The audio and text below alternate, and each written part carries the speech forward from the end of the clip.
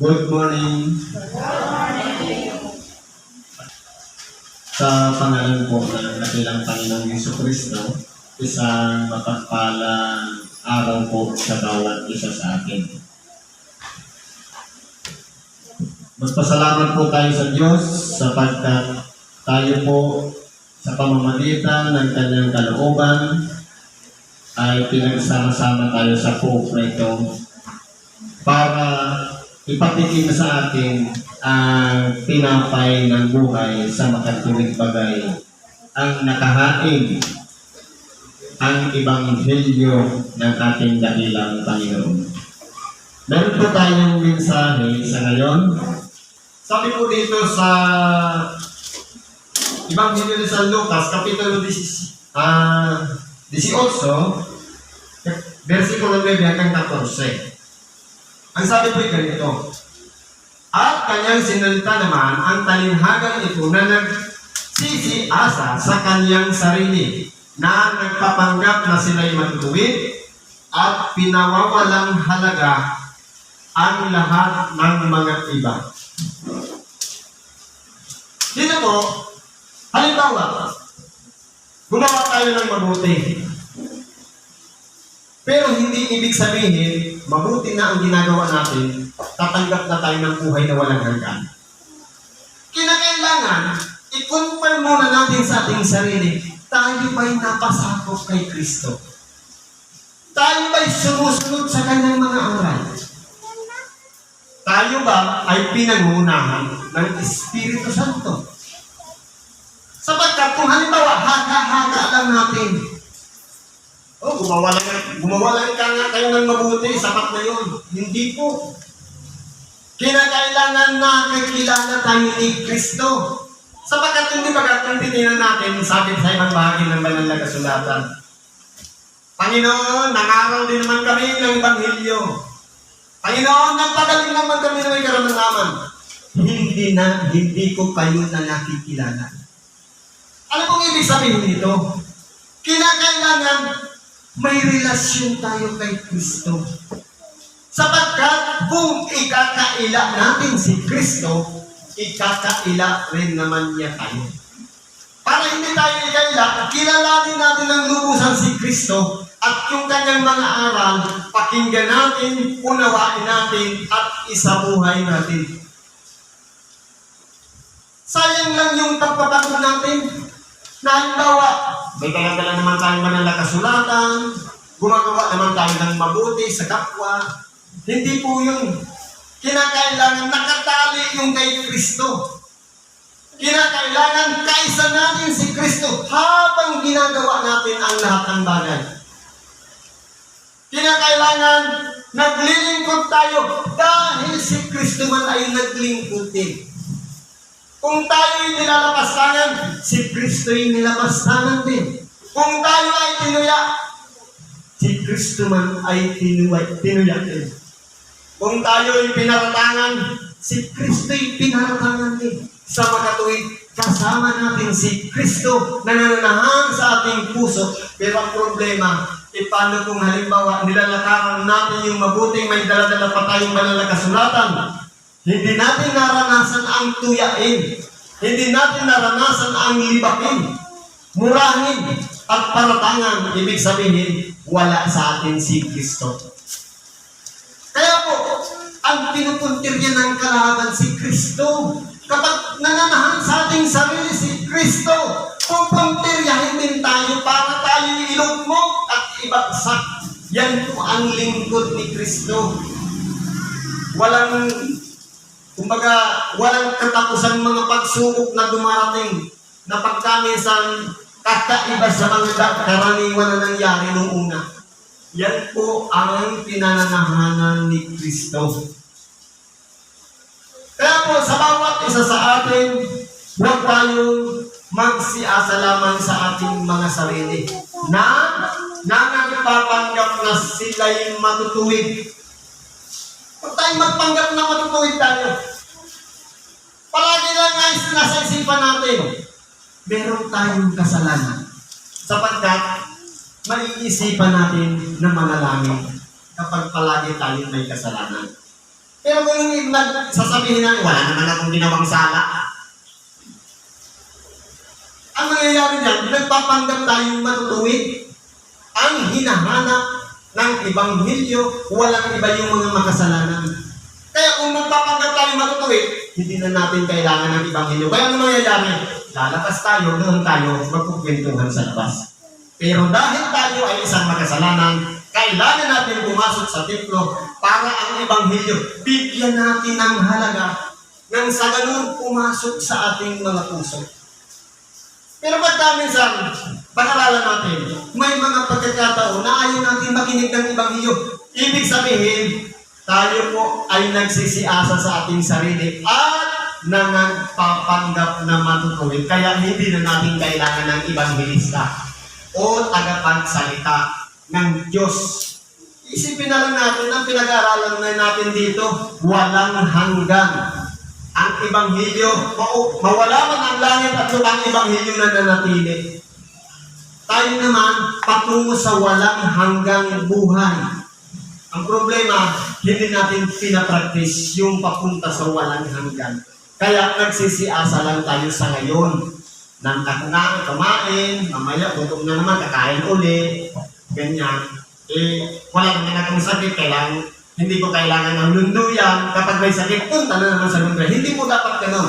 Kundi yung consistency o pananatili na kasama natin ang ating grupo sa pakikinig ng Ebanghelyo. Hindi po yung seasonal. Na kapag kailangan lang natin, makikinig tayo ng Ebanghelyo. Kapag wala naman tayong sakit, kung saan tayo. Importante po dyan, yung commitment, yung pakikipagtipan sa Diyos. Kahit anuman ang mangyari, may trabaho man tayo sa wala, tayo man ay alipin o malaya, tayo ay naglilingkod na may katapatan sa Diyos sapagkat ang Diyos ay hindi po napabibiro. Tapat po siya sa atin, tapat din tayo sa Kanya. Ngayon po, sabi dito sa karugtong, nagbigay ng isang talinghaga. May dalawang lalaki nagsipanhik sa templo upang magsipanalangin.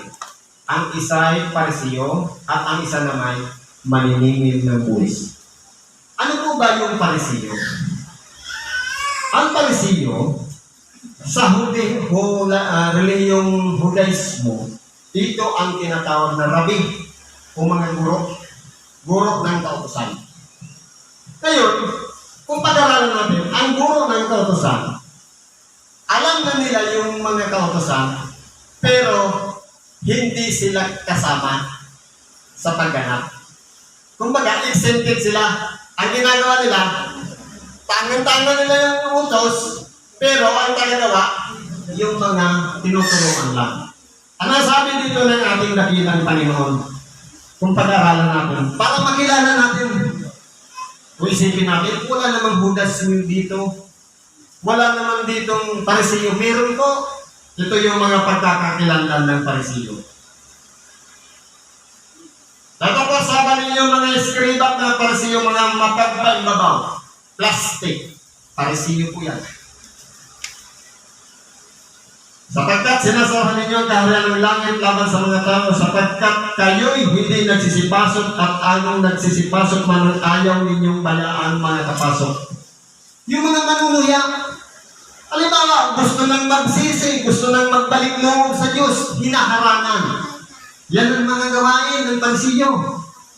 Ano ba sabi? Sabanin niyo, mga Kribat mga Parisiyo, mga mapagpaimbabaw, sapagkat sinasakmal ninyong bahay ng mga babaeng bawa at inyong sinadahilan ng mahabang panalangin, kaya nagsisitangkat kayo ng lalong mabigat na parusa. Halimbawa, bigyan tayo ng napaghabang mga panalangin. Yan turo yan ng mga Parisiyo. Ano pa?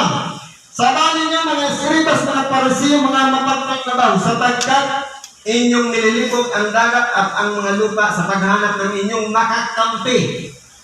At kung siya'y magkaroon na, ay inyong ginagawang siyang makaibayo pang anak ng impyerno kaysa inyong sarili. Kung tingnan natin ngayon nangyayari niya sa sanglibutan.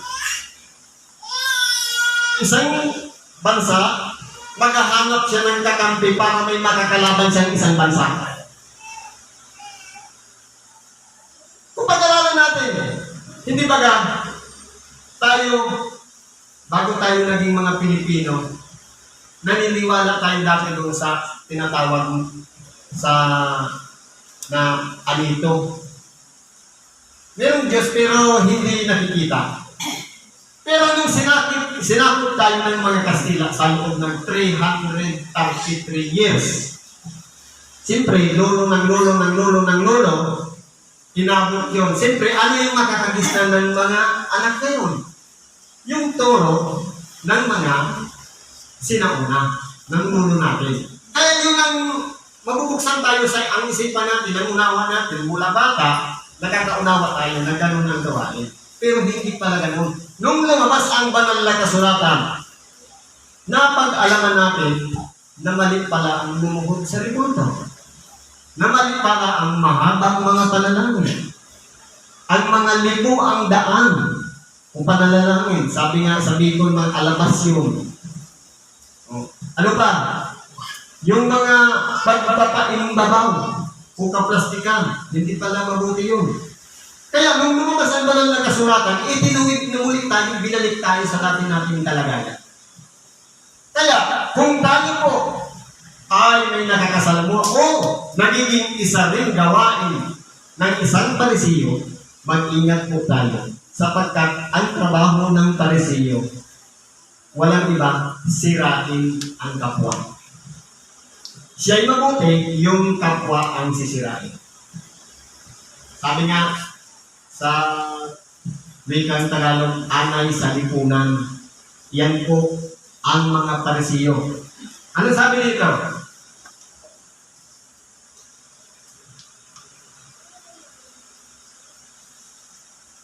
Ang Parisiyo nakatayo na nanalangin sa kanyang sarili na ganito. Diyos, pinasalamatan kita na hindi na ako gaya ng ibang mga tao na nanglulupig, mga lipo, mga panungalunya, o hindi madamang gaya ng maniningil ng buwis na ito. Makalawa kong nagayuno sa isang linggo, nagbibigay ako ng ikapo sa lahat kong tinapunta. Kung ang isipan po natin, kapag may ginawa tayong mabuti sa ating kapwa, hindi natin inilihim at ipinagkwento pa natin, Parisiyo po ang tawag sa atin yan. Kung tayo po ay nagbibigay ng abuloy o ikapo at malakas na tinig pa natin sinasabi, malaki ang donasyon ko dyan. Malaki ang mayambag ko dyan. Kaya nagawa yung templo na yan. Yan po ay gawain ng Parisiyo. Ano ba? Kung tayo man ay sa isang linggo, makalawang ulit na nag-ayuno. Nag-ayuno ka ng Miyerkules, nag-ayuno ka ng Sabado. Ipinagkwento mo pa. Anong sabi nga ng ating dakila? Kung ikaw ay mag-ayuno, langisan mo ang iyong ulo. Anong langis? Hindi yung langis natin. Ang langis, pabango yan. Ibig sabihin, hindi dapat nakikita ng ating kapwa ang ating ginagawang pag-ayuno. Ano pa sabi dito? Kinukumpara yung sarili sa iba. Halimbawa, ako, ikaw nga pumunta ng templo, ikaw, hindi ka naman pumunta eh. Ibig sabihin, tinuya mo siya. Gawain din niya ng Parisiyo.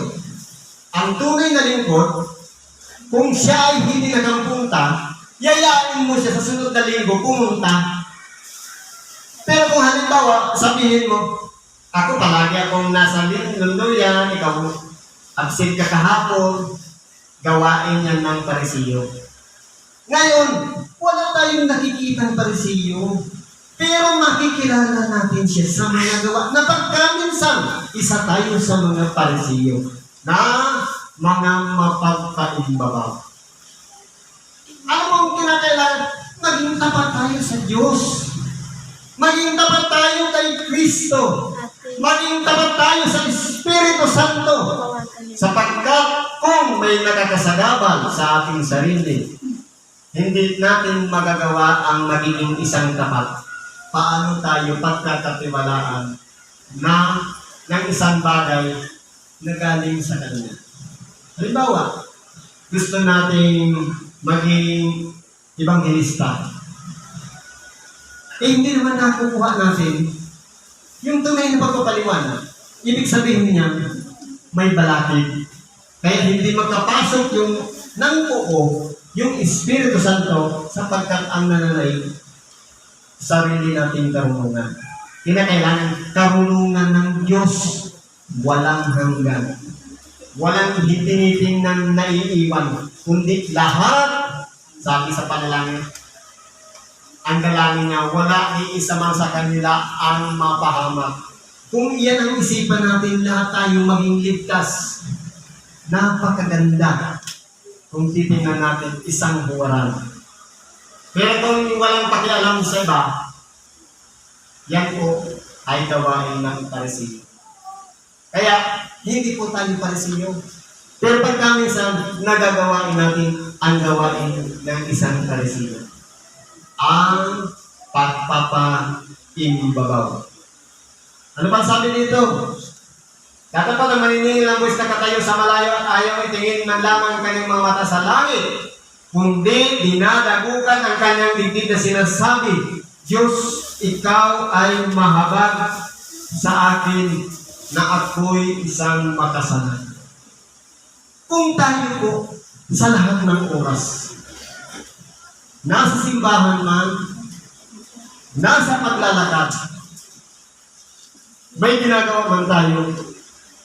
Kapag ang nasa isipan natin, iisa lang ang nasa kaisipan ng maniningil ng buwis, Diyos, mahabag ka sa akin na ako'y isang makasalanan. Tiyak nakakahabangan po tayo dahil isinurinder natin ang ating sarili. Dahil ipinabayaan natin ang ating sarili. Hindi natin gusto na tayo'y gumawa ng kasalanan, pero yung habag, minsan lamang ipagkakaloob at nagpapatuloy yun sa pamamagitan ng pakikinig ng Ebanghelyo sa amin ng ating dakilang Panginoon. Kayo'y malilinis na sa pamamagitan ng aking salita, ng aking sinalita. Ibig sabihin, kung minsan tayo'y naghingi ng tawad, na kahabagan tayo ng Diyos at nagpapatuloy tayo sa pakikinig ng Ebanghelyo, palagi tayong malilinisan. Pero gawin nating practice na palagi nating nasa isip, mahabag ka sa akin na ako'y isang makasalanan. Kapag yan ang nasa isip natin at hindi katulad ng Parisiyo, anong sabi ng ating dakilang Panginoon? Sabi ko sa inyo, nanaog at umuwi sa kanyang bahay ang taong ito na inaaring ganap. Perfect. Dahil nakapaglinis ng kanyang kalooban. Papunta na tayo sa perfeksyon. Papunta na tayo sa pagpapakabuti. Kaya, hindi na dapat, halimbawa, binago na tayo. Oras ngayon sa Sabado, samba, mamaya, tataya ulit sa Wigo, Sus Marias. Hindi dapat ganoon. Huwag ninyong tighatiin ang Espiritu Santo na diyan ay tinatakan kayo. Kaya gawin natin ang buong sikap at pag-iingat ang kalooban ni Kristo. Sino yung tumanggap ng kapanatagan? Yung isang inilalagay ang kanyang sarili na dapat kahabagan.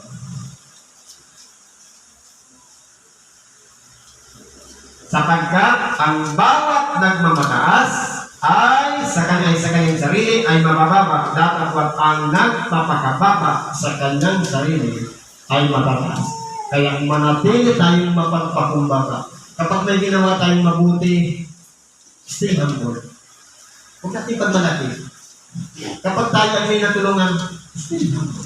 Huwag natin ipagkwento. Kung tayo may nalimusan man, nambagan, humble na. Pero kung ibalita pa natin yung ginawa nating kabutihan, Parisiyo ang tawag dyan. Plastic. Yan ang muna may babahagi natin sa oras na ito.